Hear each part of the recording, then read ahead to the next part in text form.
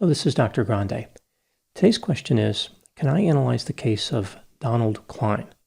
This case was the topic of a Netflix documentary titled Our Father. Just a reminder, I'm not diagnosing anybody in this video, only speculating about what could be happening in a situation like this.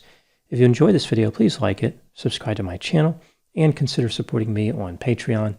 I will put the link to Patreon in the description for this video. First, I'll look at the background in this case, then I'll move to my analysis. Donald Cline was born in the state of Indiana in 1937.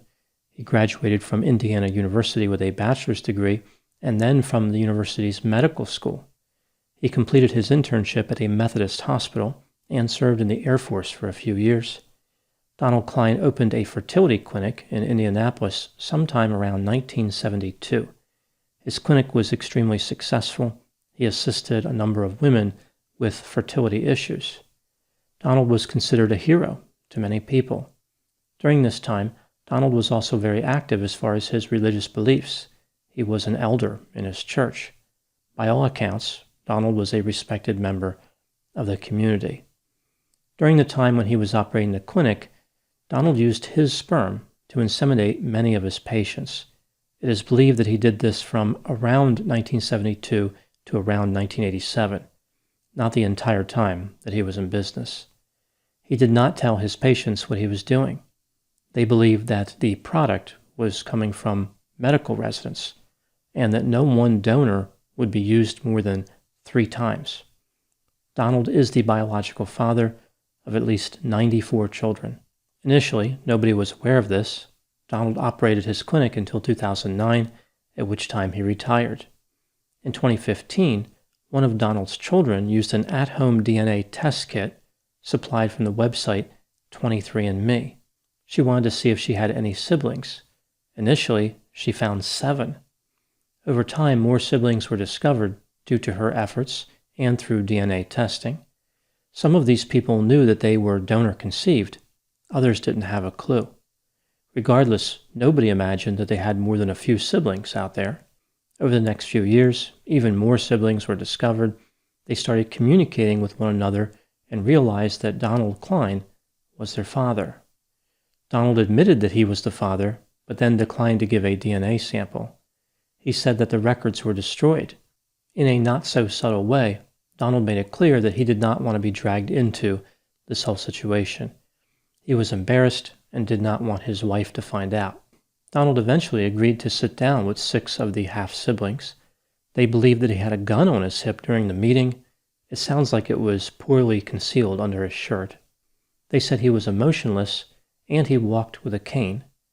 Donald told them that there was nothing to worry about as far as his DNA, like he didn't have any serious illnesses that could have been passed on through his genetic contribution.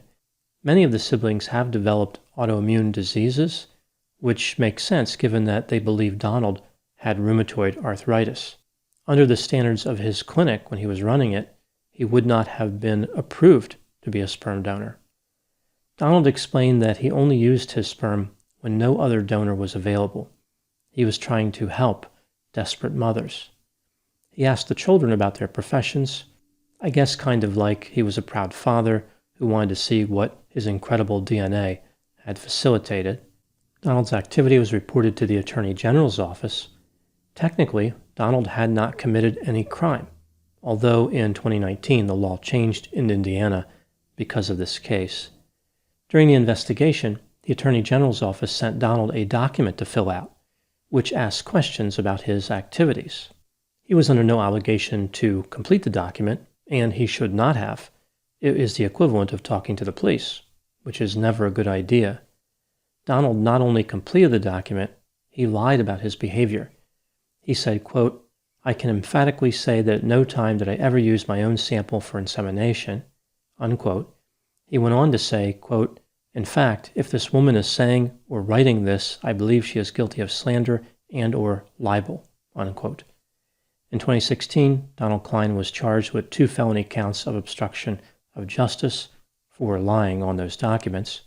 When his case went to court, there were only 22 known half-siblings. Donald accepted a plea deal where he pleaded guilty to both counts of obstruction of justice. He was fined $500, and sentenced to 1 year of probation. He lost his medical license in 2018, but he had been retired for 9 years at that point. Now moving to my analysis. Here are my thoughts on a few items that stood out to me in this case. Item number 1. Technically, the first successful insemination using donor sperm occurred in 1884, but the practice did not see any type of widespread use until the 1970s.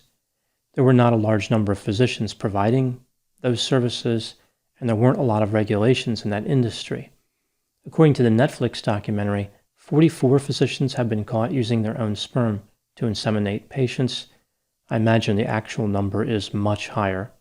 In 1987, a survey was sent out to fertility physicians by the federal government. 2% of the physicians said they had used their own sperm. So these are just the people who are willing to admit to it. No doubt there were many more who did not admit to it. The fertility treatment industry in the 70s and 80s was shrouded in secrecy. Patients in these clinics did not typically advertise what they were doing. Records were often destroyed or never created in the first place. And the advice given by most of the physicians to the parents was not to reveal anything to the children. It was believed that if a child found out they were donor conceived, it would be emotionally devastating and confusing. Many physicians thought it was better to simply be deceptive and to keep things simple from the child's point of view. Most of the physicians had no idea how technology would advance and make it easy for the children to find out what happened.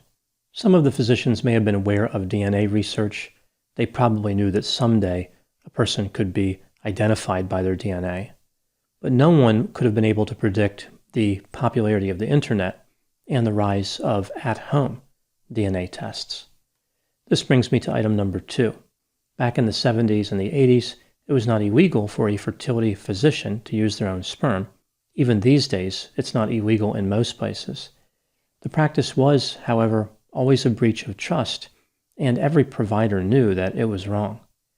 There were probably a small number of providers who engaged in the practice not out of some grandiose narcissistic desire, but rather to be pragmatic. In the early days of the industry, it was very difficult to keep sperm viable long enough for insemination. Parents were understandably anxious to have successful results. There was a lot of pressure on the physicians to achieve fertilization. Perhaps a few physicians, in the heat of the moment, decided to donate their own sample. Some of those providers may have even told their patients what they were doing, in which case there may not have been a breach of ethics as long as the patient agreed. Most of the occasions, however, probably involve some type of narcissism, which brings me to item number 3. What motivated these fertility physicians to father children surreptitiously and unethically? There is no way to know what's happening in any specific case, but in general, I think this practice came about due to these physicians having pronounced narcissistic characteristics. Here's how I envision the scenario could have played out in some of these cases. This is just a theory, an opinion about what could be happening. There is a physician who runs a clinic. He is offering a relatively new service. He is operating without any real supervision or oversight. He can do whatever he wants. He is getting a lot of patients coming into the clinic, and he notices that they really seem to value their privacy, even more so than patients would typically value it. Like they're very concerned about people finding out. The provider happens to have a number of narcissistic characteristics. He is grandiose, envious, has fantasies of being powerful. He doesn't have empathy. Perhaps he's even a little bit condescending. These narcissistic characteristics do not worry his patients because they may expect him to be cold. In addition, many of the patients are desperate. They wouldn't care if he had the affect of the Terminator. In this case, maybe the Sperminator would be a more fitting character to reference. As the provider contemplates his line of work, he starts to become envious of the sperm donors. He asks himself, why should they get to father all these children? Why can't I be the father? He starts justifying his decision to use his own sperm by saying that the families will be better off. After all, he is a great man. They should be honored to have children using his contribution. Those children will go on to be great themselves and be joyous about his decision to use his own sample in the event they ever find out. As the provider thinks about using his own sample, he He gets excited. There's something thrilling about sneaking around. The patients are not going to know. It's his little secret. Here he is fathering all of these children, and he's the only one that knows what's going on. That knowledge feels like power to him. In addition, there may be a sexual motive to the man's behavior. After all, in order to get the sample, he needs to pump the gas at the self-service island, so to speak. Over time, this becomes part of the physician's regular routine. It's a way he finds satisfaction. As the years go by, the man looks with pride on his work. He has been able to father many more children than the average man. His legacy, in the form of his DNA, will persist for many years. His narcissistic characteristics will be passed on through countless generations. In one sense, the provider is satisfied with his behavior remaining a secret, but in another sense, he would like to get credit for his achievements. He would like to see how people react when they realize what he's done. Item number 4. One thing that occurs to me when looking at these types of cases is how the behavior of these physicians appears to have a parallel to cult leader behavior. It's almost like these providers were trying to start their own cult without anyone knowing. Not a traditional cult where people would look up to them and follow their bizarre belief system, but like an ultra-secret cult where the provider could be a hidden cult leader. Cult leaders are often men who tend to have sex with a number of their female followers. For example, David Koresh demanded that the women in his cult only had sex with him. They were not allowed to have sex with their husbands. Only David's genetic contribution could be passed on. The cult leader, Tony Alamo, had somewhere between 7 and 24 spiritual wives, many of them at the same time. Keith Raniere, from the Nexium cult, demanded that his female followers be on call 24 hours a day in case he wanted sex. Keith was actually arrested in Mexico while running a group sex session. Jim Edward Baker, otherwise known as Father Yod, from a cult called the Source family, eventually accumulated 14 wives, although he was only ever legally married to one. The Quiverful movement, which some people believe is a cult, promotes having as many children as possible. In the Netflix documentary, a few of Donald's children made it seem like he had a connection to Quiverful because they both used a reference to Jeremiah 1:5, which contains the phrase, "Before I formed you in the womb, I knew you." There is no evidence that Donald is connected to Quiverful. A lot of people use quotes from the Bible. One could argue that the Bible is the most quoted work in history. I think that narcissistic characteristics can explain the overlap between these fertility physicians and cult leaders, especially grandiosity and dominance. Item number 5. What is going on in the case of Donald Cline?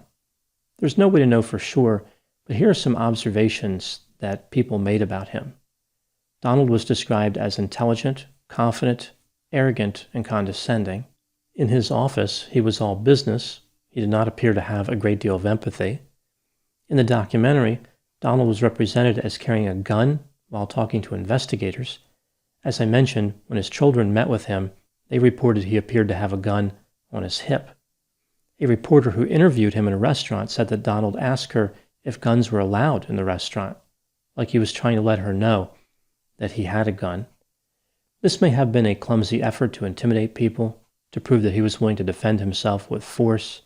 It could be a sign of his desperation and lack of insight. Donald appeared to be conflicted about people finding out about his wrongdoing. On one side, he was concerned about his wife knowing what he did, he was embarrassed, and he threatened to sue a TV station that was investigating him. On the other side, he was curious about how all of his children performed in life, like their careers and accomplishments. His conflicted nature was also evident in the fact that he admitted what he did to some of his children, but then responded to the Attorney General's office with a denial. This is what ultimately led to his conviction. Donald attempted to justify his actions by saying he didn't believe he was fathering children, rather he was helping families who were devastated by their trouble conceiving. Now moving to my final thoughts. The motive for the type of wrongdoing featured in this case, I think, is relatively straightforward. There was no financial gain. Donald Cline actually lost money in civil suits, as did other physicians. There were no meaningful relationships established between the physicians and their children, at least not of which I'm aware. Rather, the motive is related to obtaining feelings of satisfaction, power, and control.